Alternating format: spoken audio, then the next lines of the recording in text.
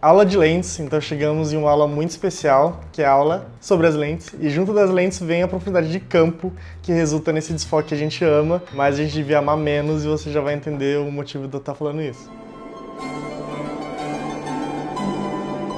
Na análise da imagem, a gente já observa algumas características de lentes e é legal a gente entender quais são usadas para que um dia, quando a gente quiser reproduzir um visual em um filme nosso, a gente saiba o que usar. Então, observando alguns aspectos provocados pelas lentes, a gente consegue entender quais tipos causam quais resultados.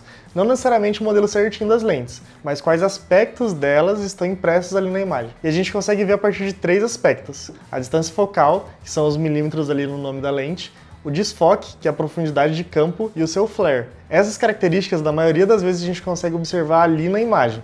Claro que com uma margem de erro, mas é um exercício bom para a gente conhecer os equipamentos e os seus efeitos. Então, falando especificamente da distância focal, a gente divide as lentes em 3 ranges, que são as lentes grande-angulares, ou lentes abertas, que vai de 35mm para baixo, mas geralmente quando a gente fala esse termo grande-angular, a gente pensa num plano bem aberto. Então são lentes ali abaixo de 20mm. E a grande característica dessas lentes é o campo de visão, principalmente quando a gente precisa mostrar muito e não tem tanto espaço para colocar a câmera ali no lugar ideal. Alguns problemas que elas trazem é a alta distorção, principalmente nas bordas, que passa uma sensação de uma imagem mais abaulada, mais arredondada. Todas as lentes passam por alguma distorção da realidade, mas essa, diferente das lentes tele, ela passa uma distorção que não é muito aceita. Tanto que agora existem lentes super abertas e com zero distorção, que vem para atender uma demanda muito forte que nos últimos filmes mais modernos, principalmente em videoclipes, estão quebrando diversas regras, porque a gente aprende na escolinha de cinema que um plano aberto você faz com uma 24, um plano médio você faz com uma 35, um plano mais fechado que 50 e um close-up numa 85. Mas e se a gente quiser fazer um plano fechado numa 10mm?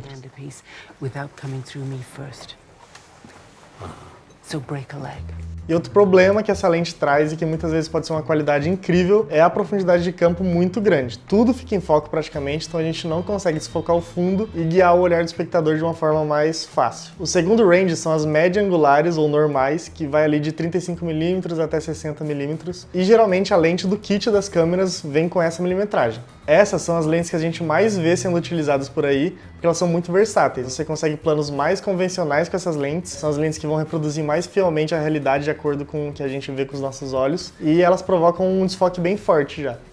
Where was your mom? She was coming home. She wasn't home.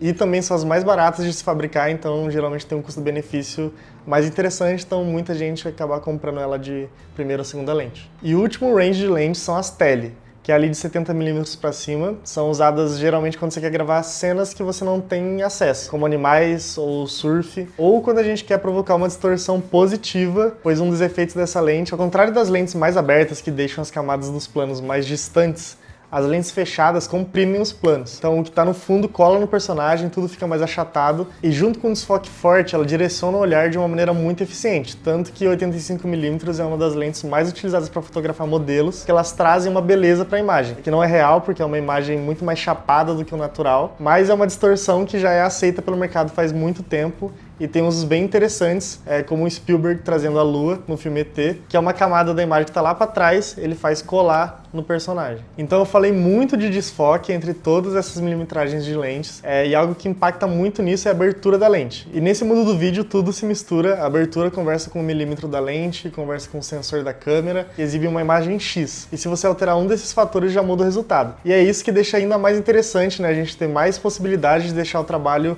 único. Até a semana que vem. Muito obrigada. Agatha, tem um minuto, por favor?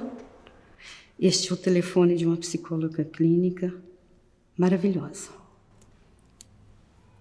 Procure ela e boa sorte. Então, voltando a falar da abertura, ela pode ser medida em F ou em T, e quanto menor o número, maior é a abertura, maior é o buraco que vai entrar luz ali pela sua lente, e isso literalmente vai deixar entrar mais luz para sua câmera, trazendo diversos benefícios que afetam diretamente na qualidade dessa imagem. Quanto maior vai ficando esse número, menos luz entra e também junto disso vai aumentando a distância focal. Então em f1.8 a gente tem uma área de foco muito pequena, numa área muito fina, muito rasa.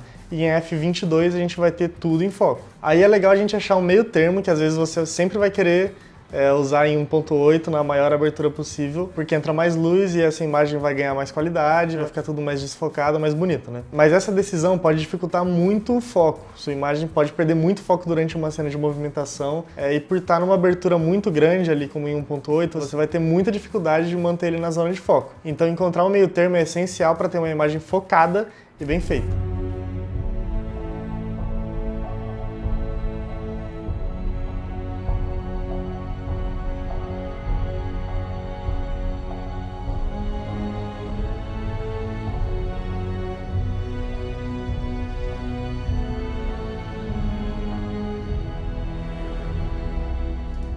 Essa parte pode ser meio complexa e é essencial para o seu trabalho, então se você não compreendeu ainda, eu vou explicar de uma forma melhor como a profundidade de campo funciona. A profundidade de campo é o espaço em que a câmera está fazendo o foco. Vamos olhar para uma cena lateralmente. Aqui está a câmera e aqui está a pessoa ou objeto. E tem 3 coisas que alteram a profundidade de campo. Primeiro, a distância da pessoa para a câmera. Digamos que você está com uma 24mm 2.8 e de acordo com quão perto você está do objeto, a profundidade de campo diminui.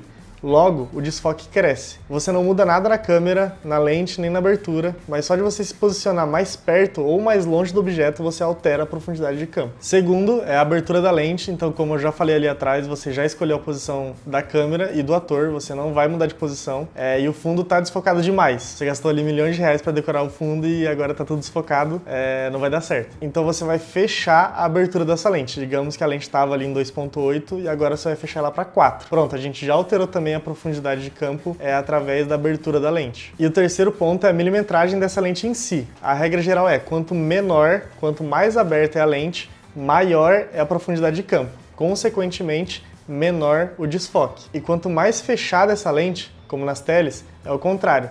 Tem uma menor profundidade de campo e um desfoque muito maior. E é bom se atentar que nem sempre o ideal é deixar o máximo de desfoque possível. Eu sei que muita gente pensa assim, principalmente quem tem uma base da fotografia still, mas vamos pegar algumas referências dos filmes. Eles dificilmente usam um desfoque tão forte que não deixa você entender onde o personagem se encontra, e é importante para a sensação espacial do público, entender onde o nosso personagem está. E quando você borra tudo atrás, você perde isso. Então usa o meio termo, afasta um pouco a câmera, fecha mais a lente e deixa o fundo ser mostrado.